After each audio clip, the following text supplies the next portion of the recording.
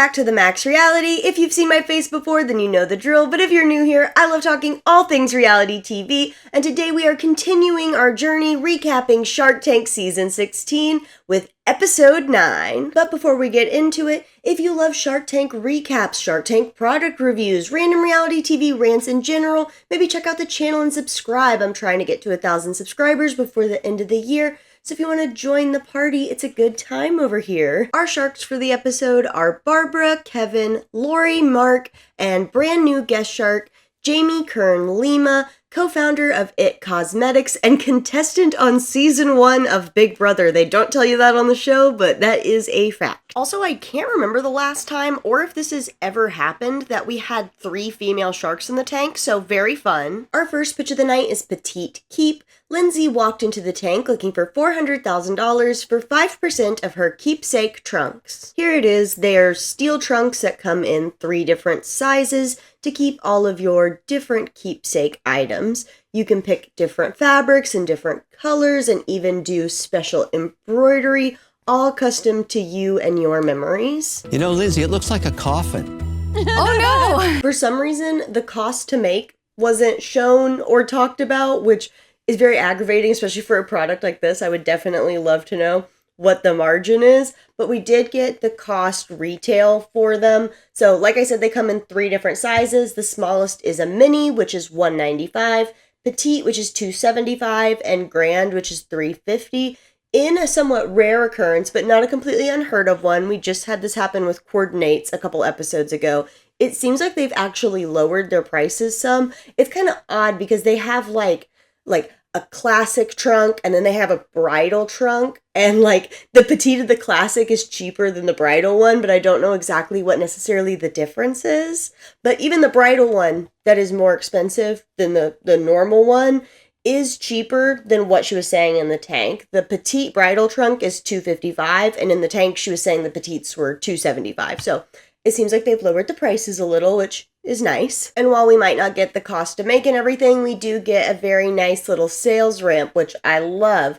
They started the business in February of 2020. In 2020, they did $110,000. In 2021, they did $660,000. In 2022, they did $1.7 million. 2023, $5 million. And then in 2024, year to date, they had done $4.5 million and were on track to do $10 million. And yes, we have a profitable company. I did not think that was going to be the answer on this one. I'm not even going to lie about it. But yes, we have a profitable company. In 2023, on the $5 million, they had a net profit of 10.9%.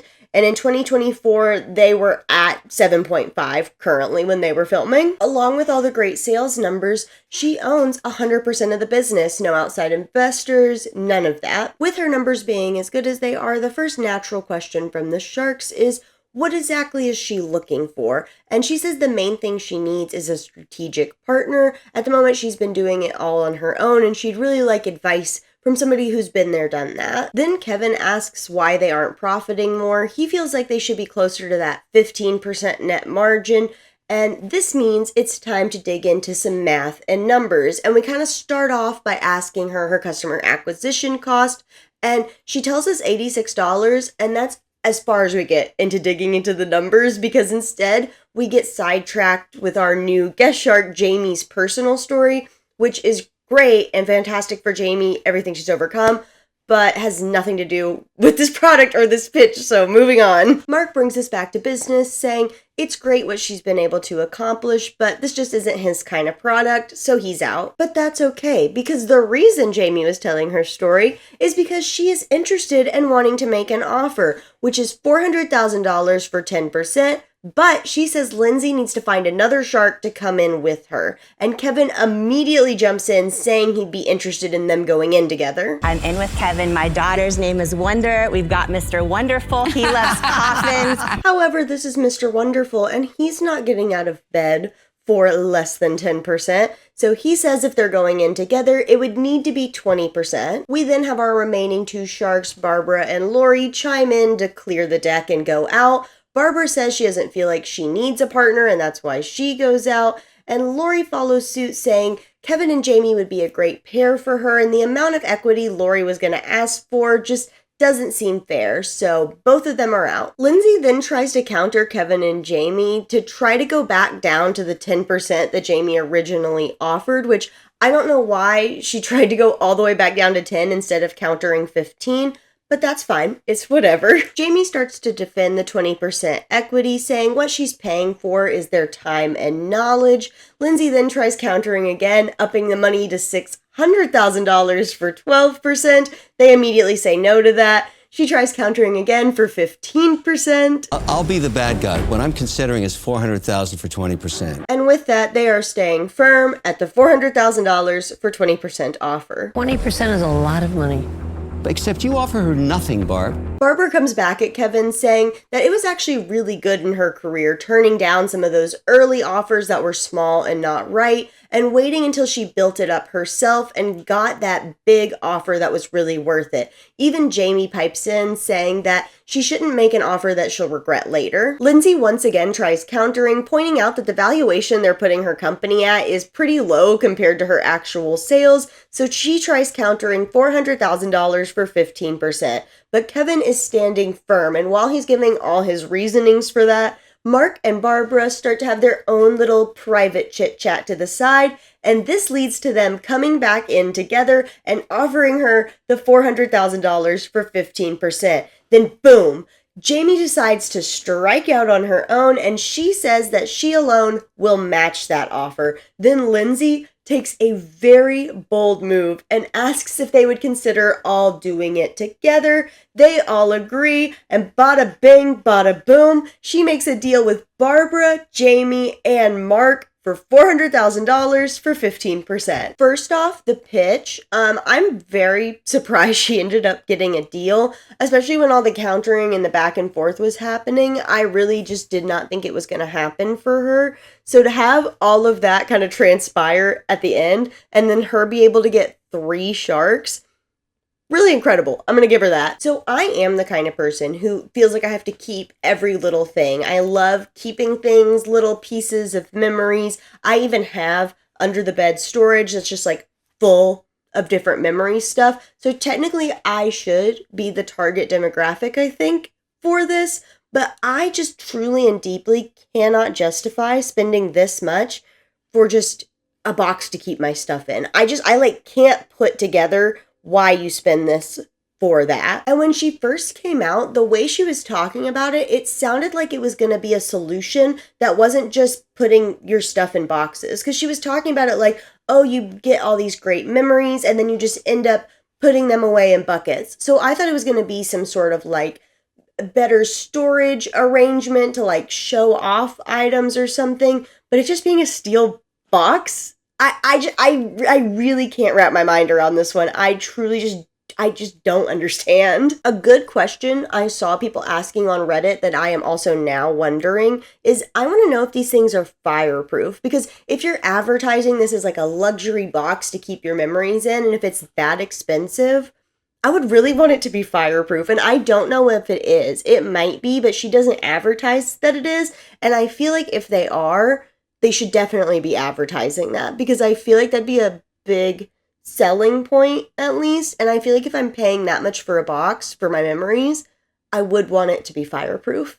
So that's something I would like to know. And while I really just do not get this isn't one for me. This isn't one for me to understand, and that's okay. There's lots of things in the world like that I might not understand, or things I understand that other people don't. Just the way the world works. What I do know is I'm happy for her that she found something she likes to do. She owns 100% of her own profitable business, and it seems to be doing well. So good for her. I wish her and her business nothing but the best, even if I don't quite understand it. Well, now she doesn't own 100%, but she did before the shop. Y'all get what I'm saying. Anyway, our second pitch of the night is Legit Kits. Mike walked into the tank looking for $150,000 for 10% of his quilting kits. Here it is. These are some of the completed quilts, and what he focuses on are doing fun new designs. He says they're not your grandma's quilts. On top of that, he likes to do a multitude of color shades in each design. And each kit comes with everything you need to make the quilt, including the different fabrics and the pattern to create the piece itself. For the costing, we used the large size kits. It cost them $125 to make, and he retails them for $3.99. Once again, we get a nice little sales ramp. We've been getting them consistently lately, and it's very pleasing for me, the person who wants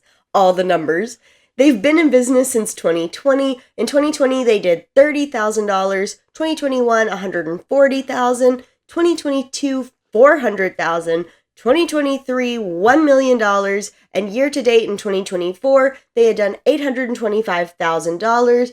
Are they profitable? The answer is yes-ish. In 2023, they had a net profit margin of 8.7%, but currently in 2024, according to Mike's accountant, they were revenue neutral. He said that's partially due to them getting into a bigger facility, along with some other things we'll continue to talk about. This is what I love about Shark Tank. Who knew there was a quilting community like this? And now I'm a quilter. I just love this. Our brand new quilter, Kevin, right off the bat decides to offer him the $150,000 for 5%. But you know that can't be all with Kevin. There is also a royalty of $10 a unit. Is this royalty forever? Did you say, okay, I like that idea. And while that $10 perpetuity royalty might scare some people, it does not scare Mike. He is very interested in this offer. And then for a reason I don't really know, he just offers up this information that one of the other reasons that they're revenue neutral this year is because they invested heavily in inventory. He says they have $350,000 of inventory that's kits ready to ship, along with $650,000 worth of fabric that's ready to be made into kits. This immediately begins to worry both Jamie and Lori, and they bring up the fact that he has 60 SKUs, and they want to know if he really felt like he had the data he needed on which SKUs were really selling through and what inventory to buy to manage that sort of system. And his response is that it doesn't matter which inventory sells through the most because it doesn't have any shelf life. So it's fine. It can all just sit there and it doesn't matter. Mark then comes in to start to clear up the deck. He says that Mike's great, but the business just doesn't do it for him, so he's out. Then we have Barbara, and I'm just going to play it. You know, Mike, for me, I'd like to be your friend, not your investor. You'd be a hell of a guy to have a beer with, right? But I love you, so you want to be my friend? Heck yeah. Put him out. Barbara just loves to, be randomly unhinged like that. What do you mean? Anyway, with that, we go back to talking about the SKUs and the inventory and the fact that both Jamie and Lori feel like it's very risky what he's done, but that's fine with Mike because earlier in the pitch, he actually talked about that he's a risk taker, and that's kind of part of why he quit his job in medicine. He was an anesthesiologist, and he kind of makes a joke about, you don't really want the person giving you anesthesia to like to take risks and be creative, and that's who I am, so that's why I had to leave that field.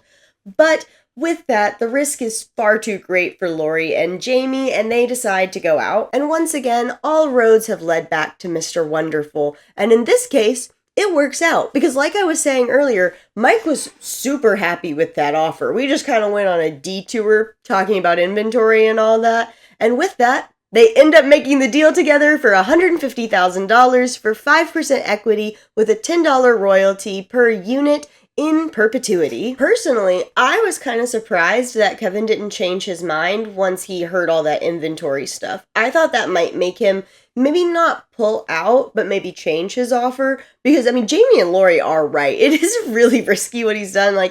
I hear him, it doesn't perish. That is correct.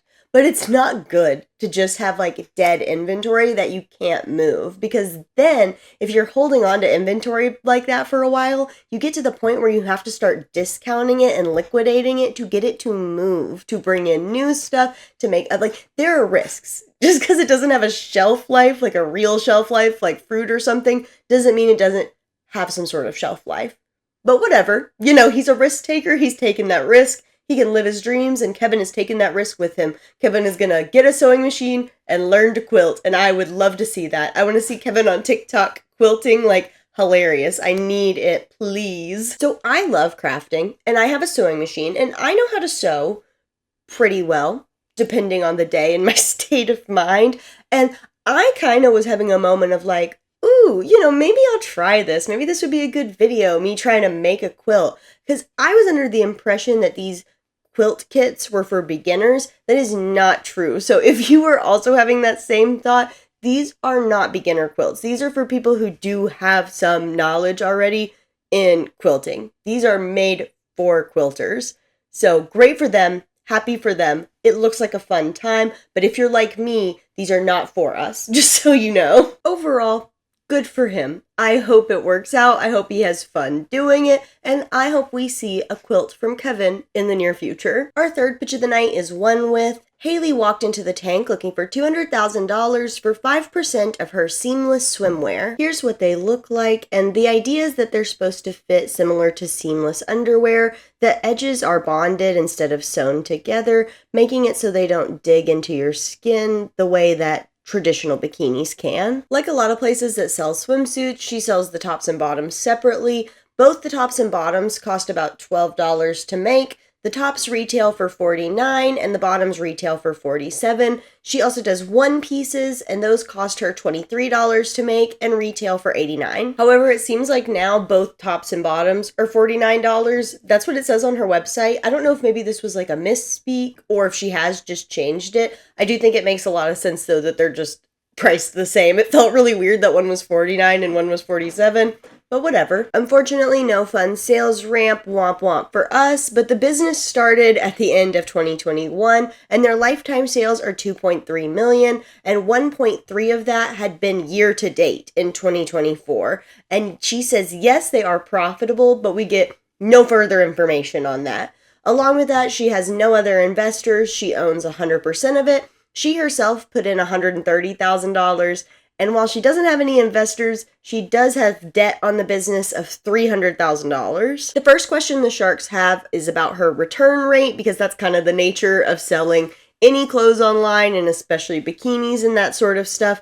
And she says their return rate is 11%, which is under the industry average of 15%. Next, they want to know what her competition is like, and she says that they're very lucky that at the moment they don't have any direct competitors. A very impressive presentation. Thank you. I usually find something to rip you to pieces on, but not here. Kevin likes the product and believes that this is something she'll be able to build up, but ultimately it's just not a fit for him, and he goes out. Kevin was nice. So I'm not going to be so nice.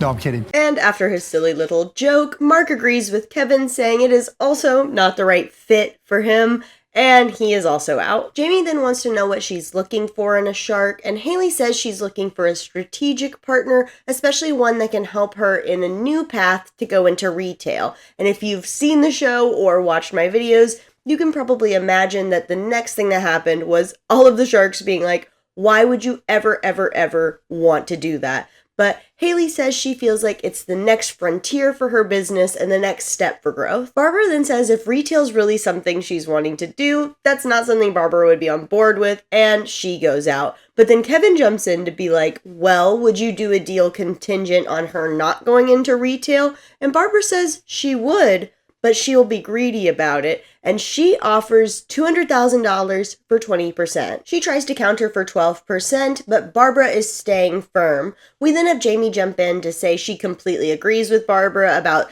staying online being the right thing to do, and she says that she'll even match Barbara's offer, to which Barbara says, well, why don't we just do it together? And they agree, coming together to offer her the $200,000 for 20%. With both of them. I'm speechless right now. Well, Jamie, you could say yes. She decides to take that advice and makes the deal with Jamie and Barbara for $200,000 for 20%. So starting off with the product itself, I like it. I buy seamless underwear for all the reasons she was talking about, and I have added this to my list of products to try because I'm super interested to see if it really is comfortable, because I am a comfort above all else kind of person the majority of the time, and I would love if these are as comfortable as I think they might be. And then as far as her comment about not really having any direct competition, I for one was like, I don't feel like that's true. I bet I can find something that's pretty much exactly the same. And I was wrong. I really wasn't finding something that was what her product is. The only seamless thing that I found that was the most similar to hers was a bikini made out of neoprene, which is a very different material than what she's using. She's using nylon. And if you know anything about fabric, like those are just two extremely different feels on your body. I honestly, the neoprene one sounds kind of like awful to me, but I don't know, that might just be me. But overall, this episode is on a roll with just businesses that I'm like, good little product, they're doing well, they're profitable, and this is no different. Yes, she does have the $300,000 of debt, which, you know, isn't the best. It'd be better if she didn't have it, but if she keeps doing the numbers she's doing, and with the help of Barbara and Jamie, I am confident that it will go well and be fine, and I will hopefully get to be a customer soon. Our fourth and final pitch of the night is ToughCutie. Brittany walked into the tank looking for $100,000 for 10% of her hiking socks for women. Here they are. She says they're specifically designed with women's feet in mind that tend to have a higher arch than men's feet. They're also made of merino wool that's supposed to keep you warm and comfortable while you're hiking the trails. The socks cost between $6.85 and $7 to make, and they retail for $24. We do get a sales ramp again to end off the episode. They started the business in 2022. Their lifetime sales are $967,000. In 2022, it was $47,000. In 2023, it shot up to $748,000. Then in 2024, year to date, they had done $210,000 and were projecting anywhere between $350,000 and $300,000. And for the first time in I don't know how long, 4 out of 4 businesses are profitable. It's not great. In 2023, on the $748,000, she was profitable $6,000.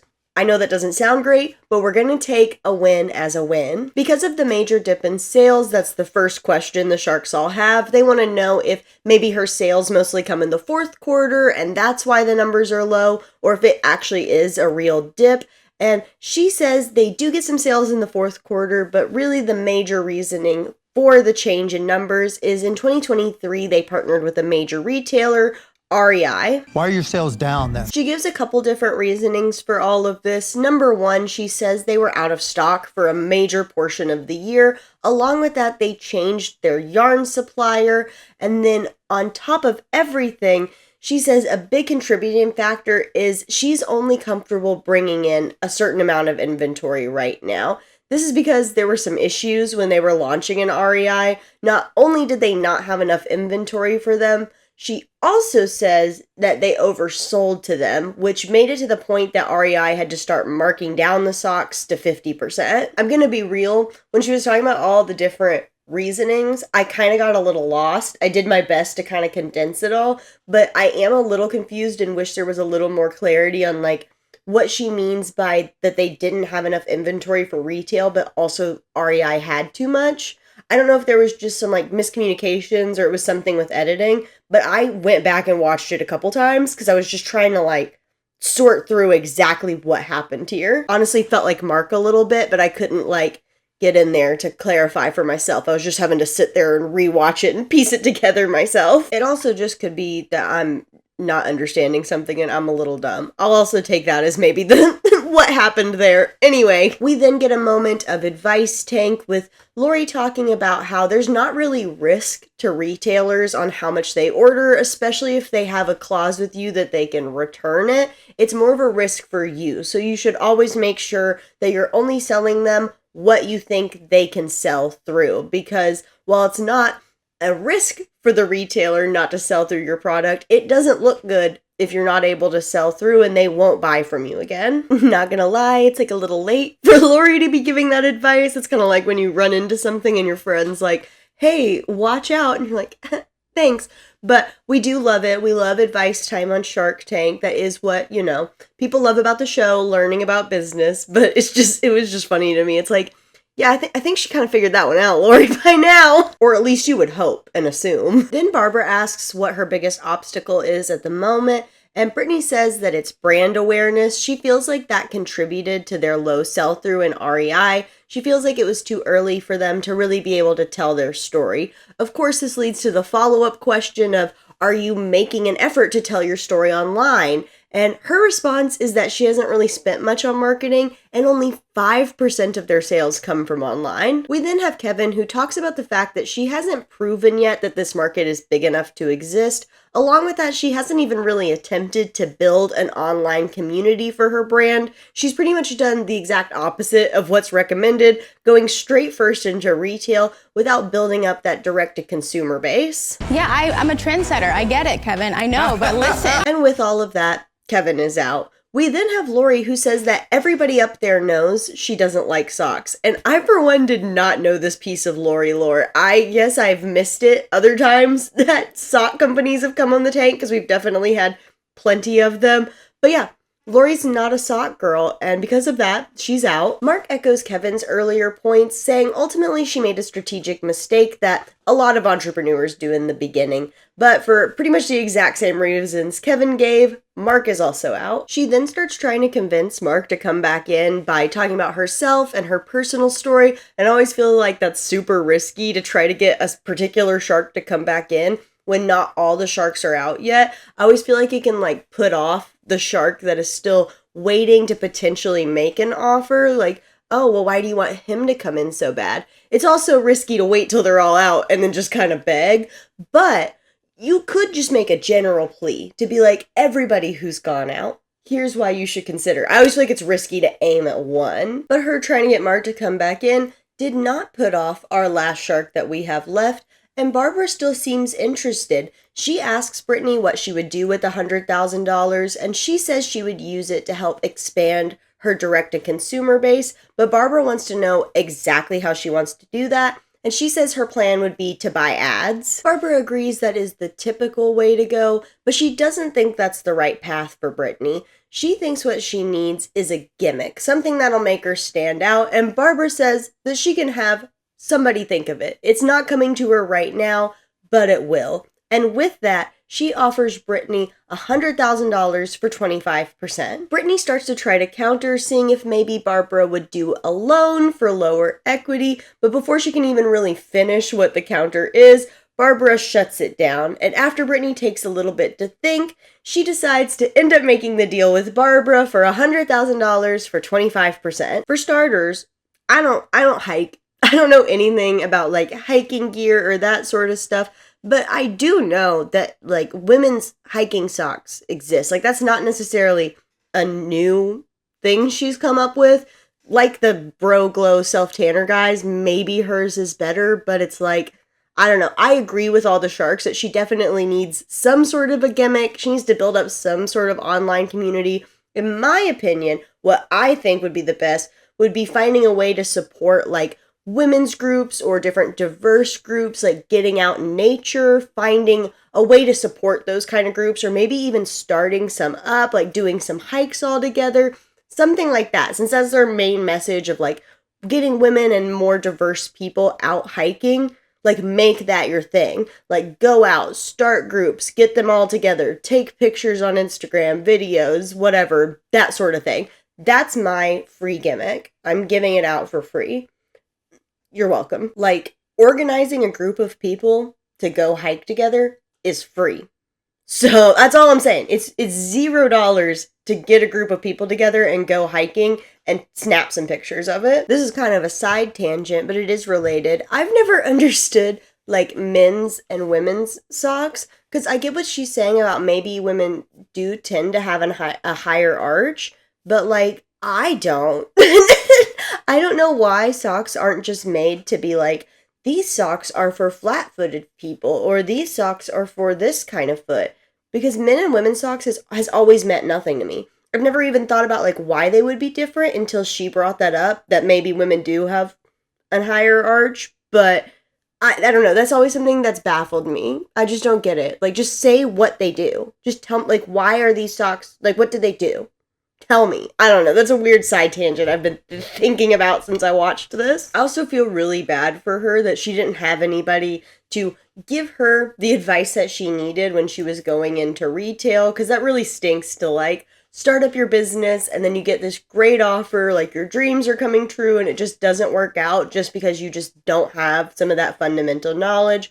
So I hope Barbara's able to help her and she can figure out her whole online community thing, and she can make this business grow and thrive for herself. And that is a wrap on Shark Tank Season 16, Episode 9. If you made it this far in the video, thank you so much. It means a lot to me. If you liked the video, don't forget to like it down below. If you like Shark Tank recaps, Shark Tank product reviews, reality TV in general, maybe check out the channel and subscribe. As I said earlier, I'm really trying to get to 1,000 subscribers before the end of the year. So if you want to help me out with that, I would greatly appreciate it.